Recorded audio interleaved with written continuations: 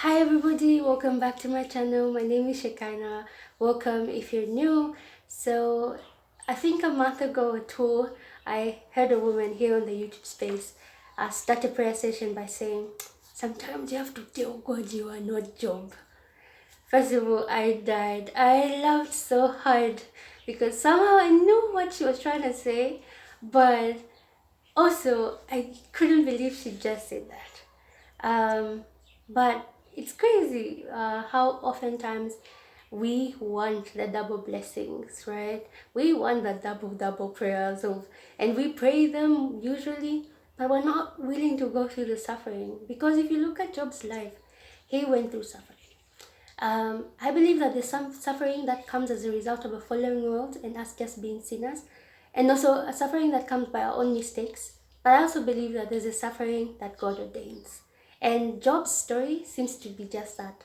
So, for those who don't know, a little backstory is Job was quite a rich man. He was not just rich physically, but emotionally, intellectually, spiritually. He had children, he had a wife, he was financially stable. In fact, he was wealthy. We should just say that. But he was also a man who was faithful to God. And he was so faithful that Job gave sacrifices just in case his children sinned while they were far off. That's how much he cared about this. You could literally tell that this man was legit in his relationship with God. Like, he didn't want to fail God. So you know that this was deep stuff. But sometimes the enemy is roaming around and he goes to report and he goes to heaven. So he's there and God says, okay, I'm obviously paraphrasing most of these things, but he's like, what you been up to? He's like, I'm just roaming around the earth. And God in that moment is like, you know how proud parents are, and he's a proud father. He says, have you considered my son Job? And he was having a proud father moment at that point. But the enemy, as he knows only to do, he's the accuser of men to God and the accuser of God to men.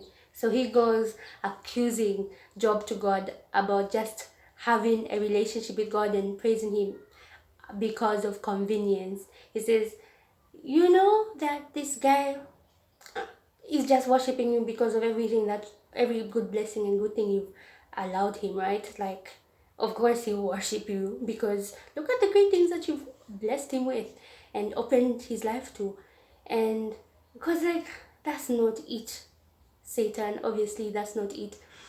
But God allows Satan to take from Job, and he says, don't touch his life, don't touch him, just stay away. But even that seemed to fail with Satan because he kept on trying.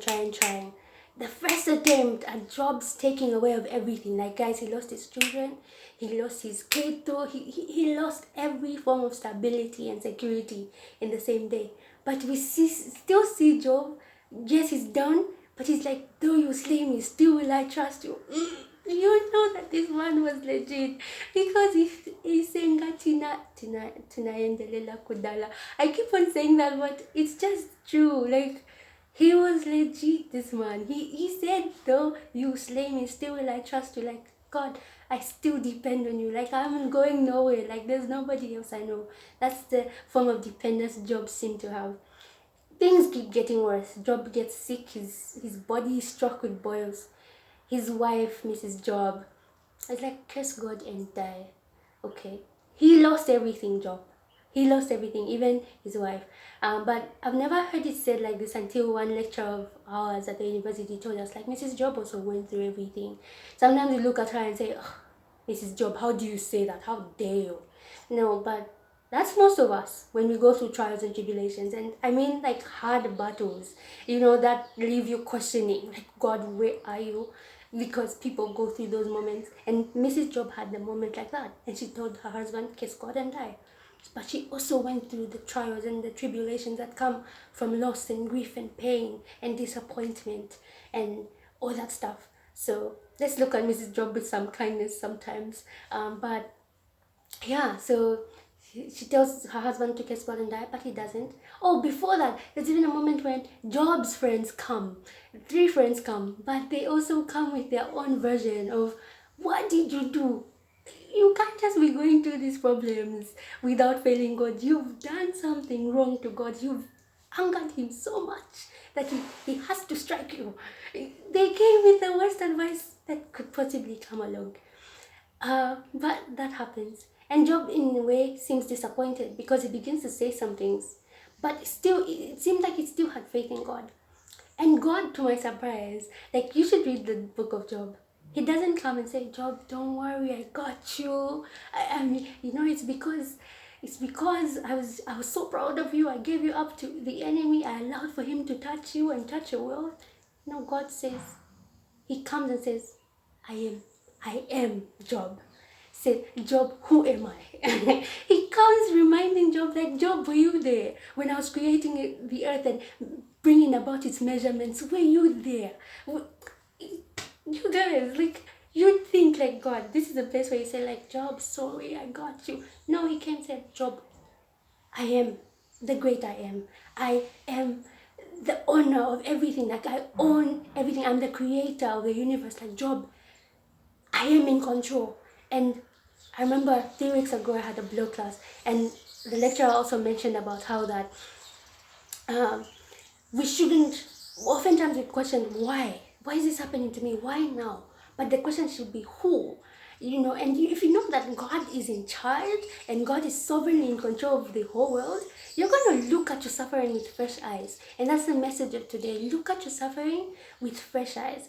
It's crazy how we want double blessings, and we're not willing to go through the trials and tribulations, all the stress and hard work that comes from getting double the situation and circumstances.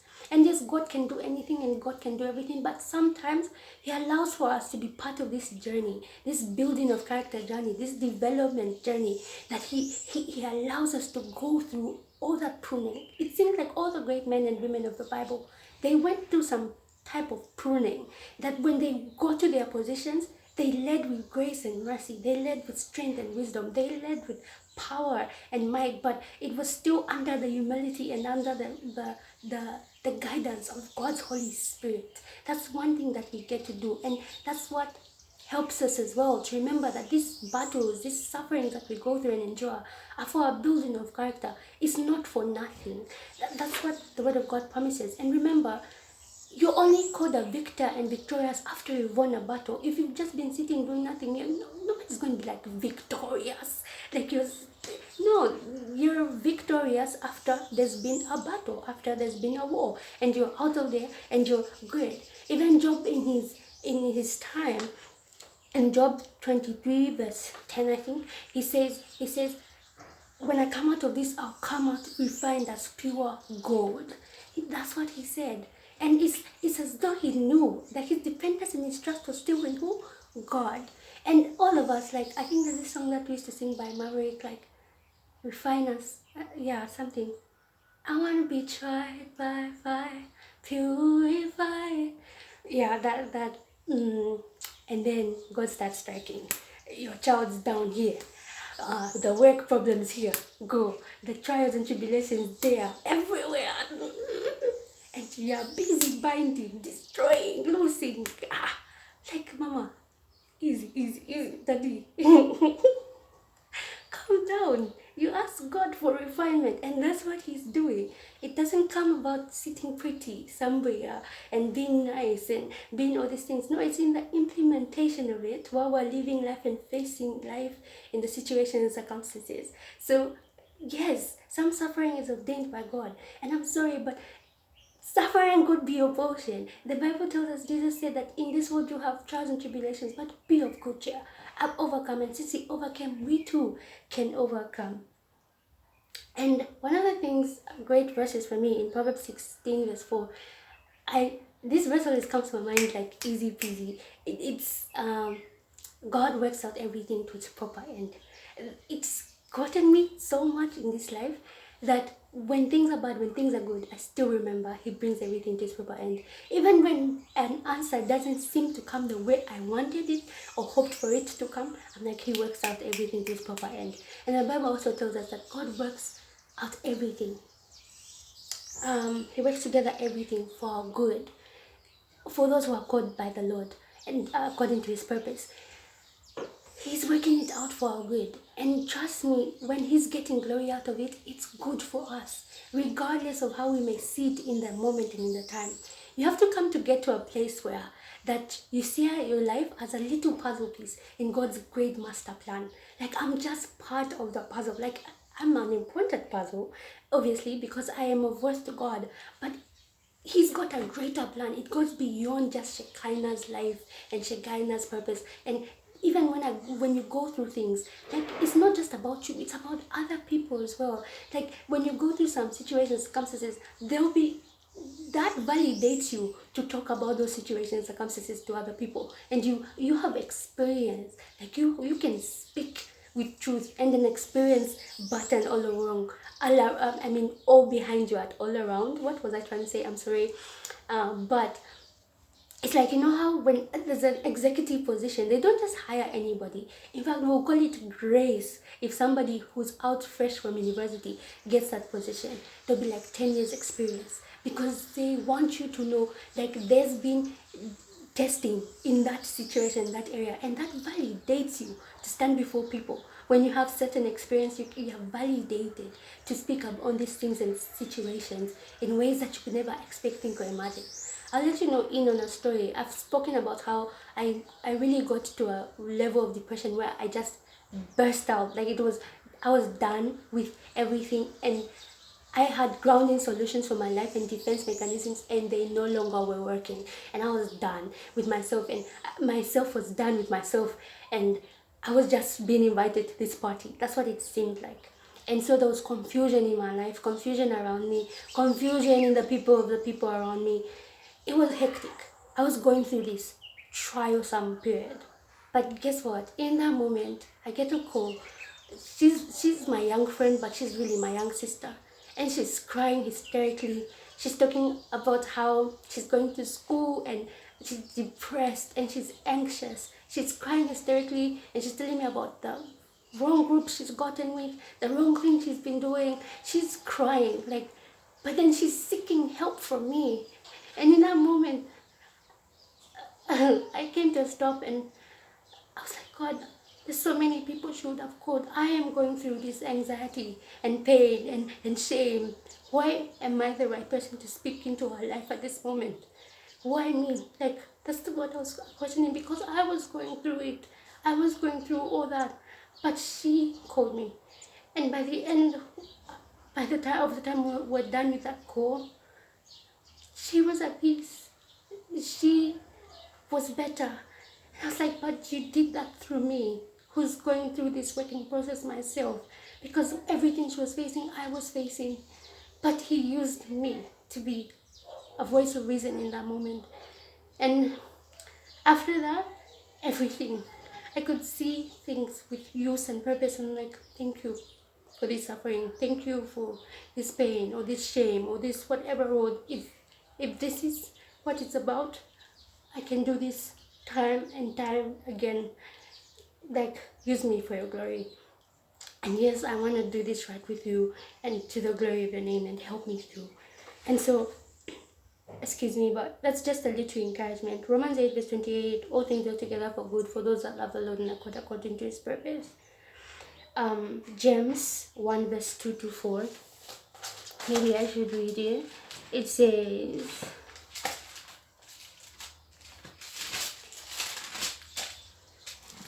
says, my brethren, count it all joy when you fall into various trials, knowing that the testing of your faith produces patience, but let patience have its perfect work. That you may be perfect and complete, lacking nothing. And that's such a beautiful verse. And I hope that we can see our suffering with fresh eyes. Allow God to minister to you through your battles and tribulations, through those times where the suffering is just overboard and overdue. Let God work through those moments. Let His glory be made known. Let His glory be made manifest. Live to the glory of Him. See your suffering with fresh eyes. Allow God to allow you to see how you're supposed to handle this moment in this situation. A story that's coming to mind, I think, is Elisha. There's a time when they are about to go to battle, and he's with one of his servants, and the men that they are with are so much greater than the men are they are with in that moment and in that time. And the servant is like, we're not going to do this, we're not going to make it. And Elisha looks to the servant, but he tells God, God, open this man's eyes so that he can see that we're not alone. And the man's eyes are open, the servant's man's are open, and there's an army of angels that you know, they were not doing that alone. To him, it seemed like that's it, it's over, we're dead and gone. But God had greater plans. God had everything in control and in charge. And so, like Job, let's hold on to God. Let's hold on to His truth. And Job did have his double portion. And you know that it's true that Job came out refined as fine gold out of that situation. We know that it's true that Job lacked nothing because he endured through his suffering. Why? Those friends that hurt him, and there was supposed to be a voice of reason and encouragement, he prayed for them. He prayed for them. He prayed for God to have mercy on them and their ways of thinking and their lives. And that's how you know that Job was like Christ in that moment. In the moments when we should shatter others and say a tooth for a tooth, a knife for an eye. Job was able to pray for them, and he had mercy on them, just like Christ. And that's the idea, that when we come out of all this, we are doing life to the glory of Him. We're more like Him every day, day in, day out. So that's my encouragement for today. And also another thing is Thanksgiving. Be grateful. Be grateful for the good, for the bad, for the ugly. It's all worth it. It counts for something. It's not for nothing. Trust. And thanks for watching. Remember to like, subscribe, share the link, and stay notified by turning on the post notification bell. Until next time, keep shining.